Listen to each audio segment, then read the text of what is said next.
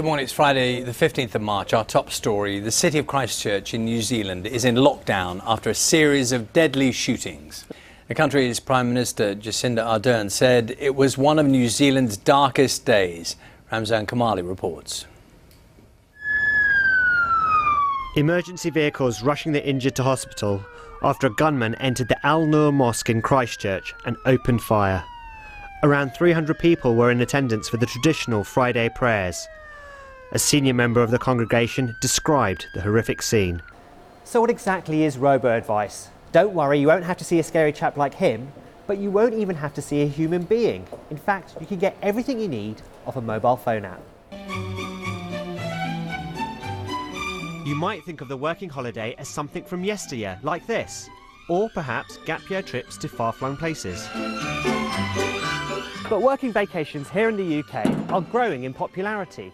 So why are more and more people willing to roll up their sleeves and pitch in rather than relaxing on a sandy beach? The share price down almost 5%, and yet we still think they're going to make £200 million in 2018 and £250 million next year. So what do we know?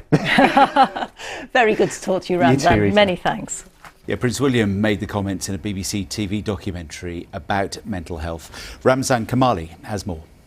We've got to relax a little bit and be able to talk about our emotions because we're not robots. Prince William in a frank discussion with footballers, former footballers and the current England manager Gareth Southgate. If you break down in the UK, the chances are you'll call out the AA. It's the biggest roadside assistance company in the country.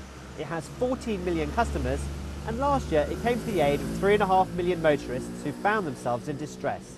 It's a very British company, but now it's got its sights on a brand new market. What are the allegations? So, as you say, there are 4 counts of misdemeanour assault.